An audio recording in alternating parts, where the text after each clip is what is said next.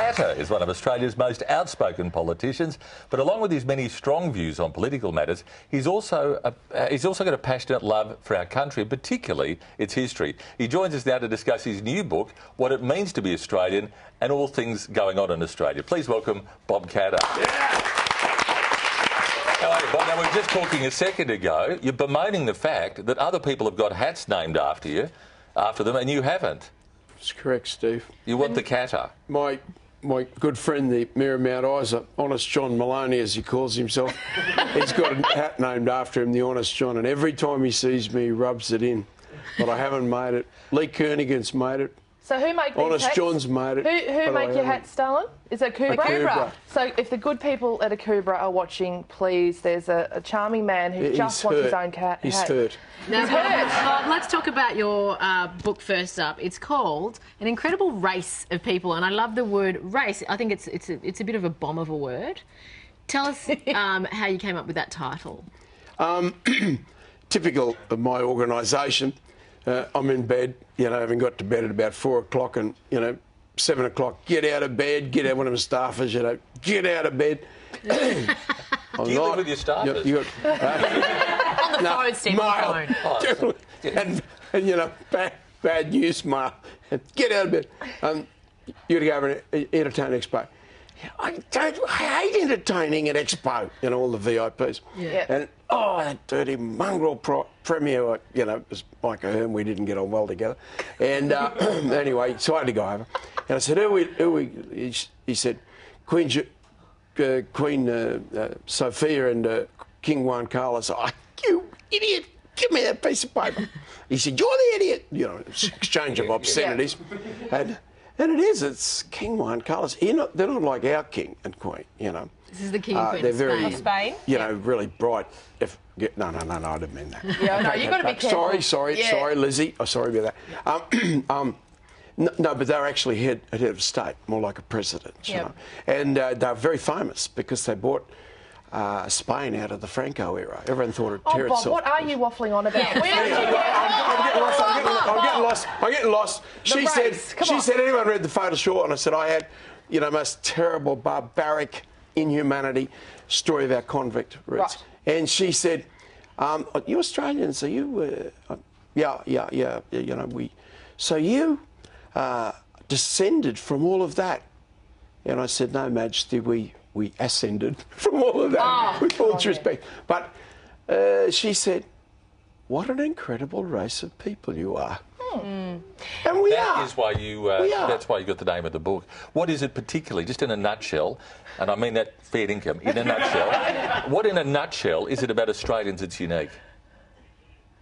No other race on earth could have been sent up there to Kokoda with one machine gun and have stopped the Jap and delivered their first defeat in 800 years of land warfare. No other race of people could have done that.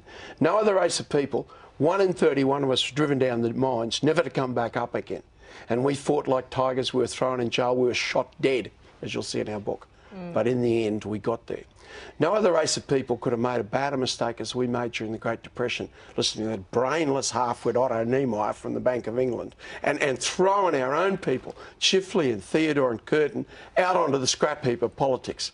But we're an incredible race of people. We made a comeback, and we installed those men as Prime Ministers of Australia. In the case of Chifley, he was by far and away our greatest Prime Minister. Bob, you're very passionate about the history of this land, and you've got wonderful compassion for our Indigenous community. Yeah. What do you think would help them, particularly going forward? And what do you want us to be pushing in terms of your role as someone, within politics? This is the simplest thing in the world. The simplest thing in the world. All I did as Minister was I went out there, sat down and said, you're supposed to own 25% of Australia. You own, I don't know, 5th of Queensland, whatever it is. I said, how do you want to own it? I mean, it's a government trust, so you've been treated like little kids now. And they said, we put all the options, and they said, we want to own our house the same as everybody else. Private, title deed. Well, Eddie Mabo this week, and I just felt so depressed and so defeated. Why, darling? He fought, no, listen to me. Yeah, I am. He fought for the issue of title deed. A piece of paper to say that I own my home. Yes. It is 20 years or 30 years or 40 years, I don't know what it is. since Eddie died, and all those other great men, George Moy and Father Passy, the Anglican priest, all those blokes that fought that battle, and most of them are dead now, we still do not have a title deed. Not one single first Australian in this country living on that 22% of Australia that's supposed to belong to them can get a piece of paper to say, I own anything. And you make a point about going to a bank. Any Australian to get a loan needs to have his title deed to go to a bank to get a loan. You make your point about what the Indigenous can't do. Steve, look, if you want to build a pharmacy, if you want to build a news agency, if you want to take away food place, if you want to build a service station, right? No one's going to give you the money to do it. You've got to borrow it. Now, if you borrow it, the bank says, where's the security? Chongi said, the council there and you and everybody's given me this block of land just ages ago when I was minister. And he said, but the title deeds were eradicated. And he said, I got fences, I got yards, I got 40,000 acres, I got waters. The only thing I haven't got is cattle. And been to the bank said no, they want security. I said, you've been to government? And the government said there's no such thing as a title deed. Every government in this country, if you go to them and say, can I have a title deed? Because I'm a blackfella and I'm on blackfella land, they'll say, oh, sorry, no such thing exists. Now, Bob, it's amazing how much compassion you've got for the Indigenous Australians, and I think I'm not all that white, and I come from Cloncurry. Yeah, well, most and Australians... I'll say we often. Most Australians come from somewhere interesting. I think the contrast between your feelings for Indigenous Australians and gay Australians is what makes us very confused. Oh, can I ask my question? Yeah. I'm interested, Bob. I'm curious, Bob, as to, because I've taken advice on how to approach this with you. I'm curious as to where your feelings about gay people come from, because the Bob I know and have a lot of respect for is a wonderful champion for Australian people, for everyone, for the opportunities for everyone in this country. So where do your feelings about homosexual people come from? The honest answer is, I don't think about it at all. Never have, never likely to in the future. Someone's attributed something to me, right? Which really has absolutely nothing to do with me. But the ad freaked everyone out. The ad, I would never in a million years have proposed or touched an ad of that type. So do you support gay marriage? In a moment of weakness, I agreed to it, and I should be forever condemned for having agreed to it. In 39 years as a Member of Parliament, and I would say in a year, I would meet maybe 70 or 100,000 people each year for 39 years. I was a minister for the best part of 10 years. That's how many people.